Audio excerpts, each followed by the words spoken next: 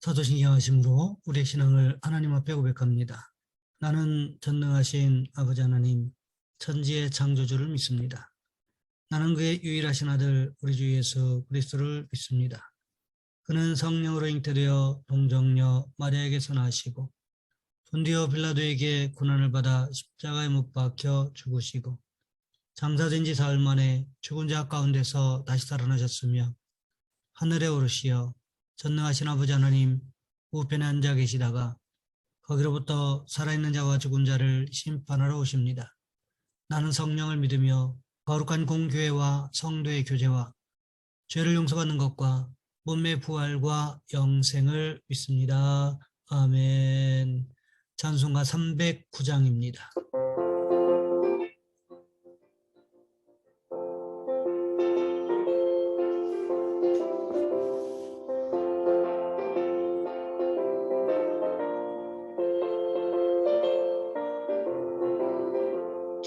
마른 내 영혼 주가 이미 허락한 그 귀한 영생수 주여 갈망합니다. 그 약속 따라서 힘써 간구하오니 오 주여 내 기도 헛서 들어주소서. 예수의 사랑 예수의 사랑 바다 물결같이 내게 임하니 영광의 물결에 온전히 쌓여서 내 영혼의 기쁨 한량없도다. 주 내게 약속한 큰 비 내려주시려 은혜의 저 구름 건너편에 떠올라 그 귀한 징조가 내게 밝히 보이니 나 힘을 다하여 주께 간구합니다. 예수의 사랑 예수의 사랑 바다 물결같이 내게 임하니 영광의 물결에 온전히 쌓여서 내 영혼의 기쁨 한량없도다.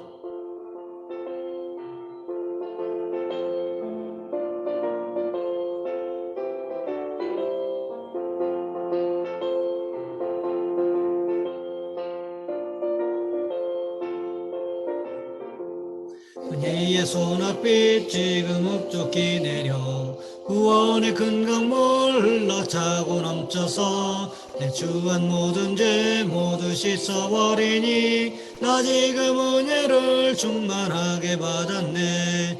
예수의 사랑 예수의 사랑 바다 물결같이 내게 임하니 영광의 물결에 온전히 쌓여서 내 영혼의 기쁨 한량없도다. 그 차고 넘치는 주의 은혜의 물결 힘차게 밀려와 내게 만족합니다. 오 할렐루야로 주를 찬송하오니 내 맘의 기쁨이 항상 충만함이라. 사랑 예수의 사랑 바다 물결같이 내게 임하니 영광의 물결에 온전히 쌓여서 내 영혼의 기쁨 한량없도다. 오늘 말씀 열왕기하 25장에서 보겠습니다. 열왕기하 25장 1절로 7절까지 말씀입니다. 제가 가진 성경은 구약 성경 606쪽에 있습니다. 제가 봉독해 드립니다. 시드기야 제9년 열째 달 10일에 바벨론의 왕 느부갓네살이 그의 모든 군대를 거느리고 예루살렘을 치러 올라와서 그 성에 대하여 진을 치고 주위에 투성을 쌓음에 그 성이 시드기야 왕 제11년까지 포위이 되었더라. 그의 넷째 달 9일에 성중에 기근이 심하여 그 땅 백성의 양식이 떨어졌더라.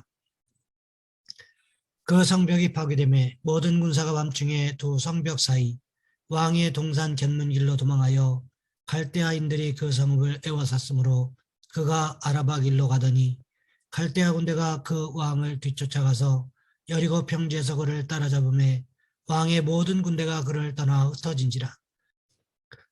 그들이 왕을 사로잡아 그를 리블라에 있는 바벨론 왕에게로 끌고 가매 그들이 그를 심문하니라. 그들이 시드기야의 아들들을 그의 눈앞에서 죽이고 시드기야의 두 눈을 빼고 또 사슬로 그를 결박하여 바벨론으로 끌고 갔더라.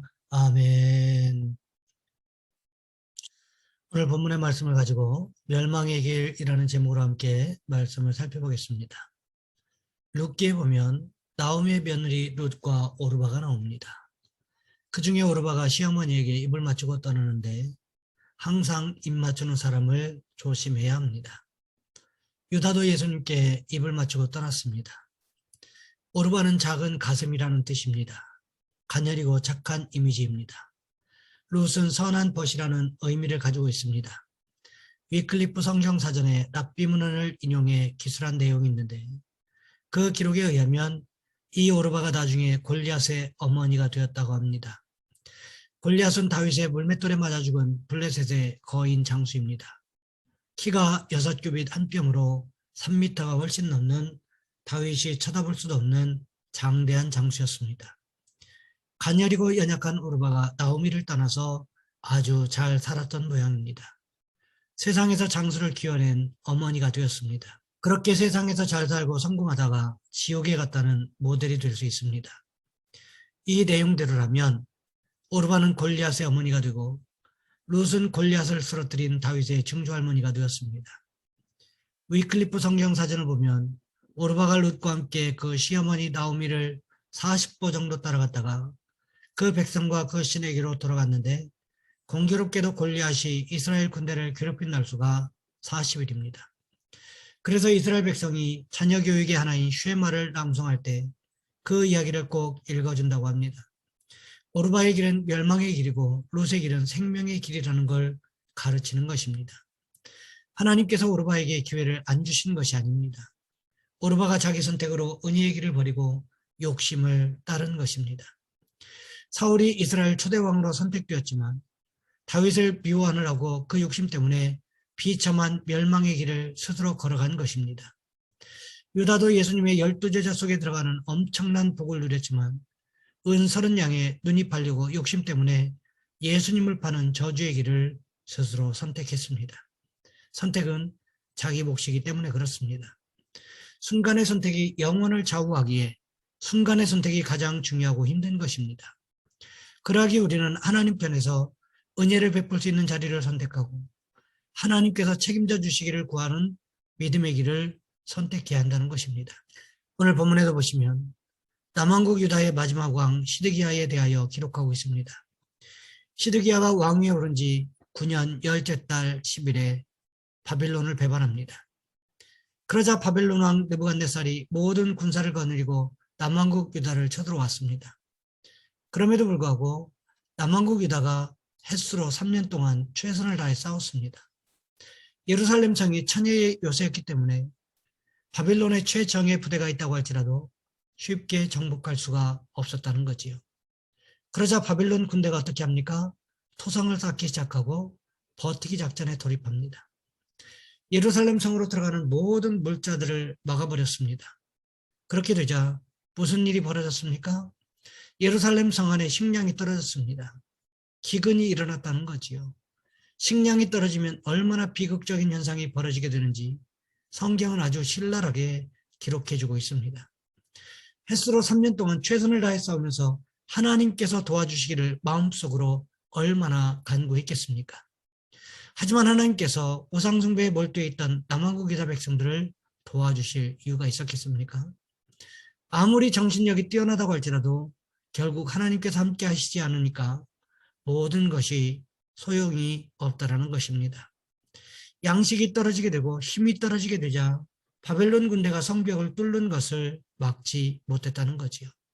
결국 패배의 원인이 무엇이었습니까? 기근과 굶주림 때문이었다는 것입니다. 오늘 본문 4절과 5절 말씀을 보시면 이렇게 기록하고 있습니다. 그 성벽이 파괴되매 모든 군사가 밤중에 두 성벽 사이 왕의 동산 견문 길로 도망하여 갈대아인들이 그 성읍을 에워쌌으므로 그가 아라바 길로 가더니 갈대아 군대가 그 왕을 뒤쫓아가서 여리고 평지에서 그를 따라잡음에 왕의 모든 군대가 그를 떠나 흩어진지라. 예루살렘 성에 구멍이 뚫리게 되니까 시드기야 왕과 군인들이 두 성벽 사이에 비상통로로 빠져나와서 도망쳤습니다. 하지만 바벨론 군대가 그것을 알아차리고는 어떻게 했습니까? 즉시로 남왕국 유다의 군대와 시드기야를 쫓아가기 시작했다는 거지요. 바벨론 군대가 따라오니까 군사들과 신하들이 어떻게 했습니까? 모두들 시드기야를 버리고는 자기 살 길을 찾아서 뿔뿔이 흩어져 버렸다는 것입니다. 이것이 얼마나 황당한 일입니까? 군사들이 왕을 버리고 자기 살 길을 찾아 도망가는 이런 오합지졸들이 어디에 있습니까? 결국 시드기야는 바벨론 군대에게 체포됩니다. 비참한 모습으로 리블라에 있는 느부갓네살에게 끌려갔습니다. 그때 느부갓네살이 시드기야 왕의 눈앞에서 행한 일이 있었습니다. 그것이 무엇이었습니까? 오늘 보면 7절 말씀해 보시면 이렇게 기록하고 있습니다.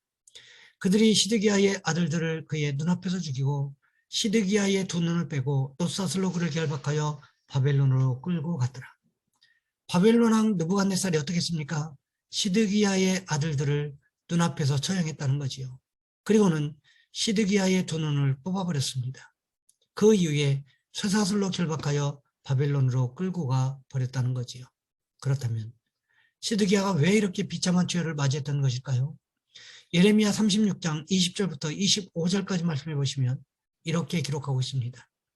그들이 두루마리를 서기관 엘리사마의 방에 두고 뜰에 들어가 왕께 나가서 이 모든 말을 왕의 귀에 아르니 왕이 여우디를 보내어 두루마리를 가져오게 하며 여우디가 서기관 엘리사마의 방에서 가져다가 왕과 왕의 곁에 선 모든 고관의 귀에 낭독하니 그때는 9째 달이라. 왕이 겨울 궁전에 앉았고 그 앞에는 불피운 화로가 있더라. 여우디가 서너 쪽을 낭독하면 왕이 면도칼로 그것을 연하여 베어 화롯불에 던져서 두루마리를 모두 태웠더라. 왕과 그의 신하들이 이 모든 말을 듣고도 두려워하거나 자기 옷을 찢지 아니하였고 엘라단과 들라야와 그마랴가 왕께 두루마리를 불사르지 말도록 아뢰어도 왕이 듣지 아니하였으며 시드기야 왕은 예레미야 선지자가 두루마리 성경을 적어서 왕에게 보여주었을 때 두루마리 성경을 읽고 나면 모두 작은 칼로 찢어서 불에 던져 태워버렸습니다.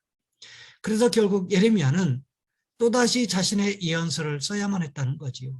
왜 시드기야는 예레미야의 예언의 말씀을 들으면서 흔적을 남기지 않고 모조리 불태워버렸을까요? 그것은 성 안에 있는 강경파들, 즉 바벨론과 마지막까지 항복하지 말고 싸워야 한다고 주장하는 사람들이 알지 못하게 하기 위해서였다는 것입니다. 결국 하나님의 말씀보다 강경파들을 더 두려워했던 시드기야는 비참한 최후를 맞이하고 말았다는 것입니다. 생각해 보시기 바랍니다. 시드기야가 자기 두 눈으로 본 마지막 장면이 무엇이었습니까? 사랑하는 아들들이 자신의 눈앞에서 비참하게 죽어가는 모습이었습니다. 그리고는 자기 두 눈도 뽑아버림을 당하는 비참한 처지에 놓이게 되었다는 것입니다. 왜 이런 일이 벌어졌습니까? 하나님의 말씀을 믿지 못했기 때문이었습니다. 사람의 말을 의지할지언정 하나님의 말씀을 의지하지 않았기 때문이었습니다. 그렇다면 우리는 어떻게 해야 하는 것일까요?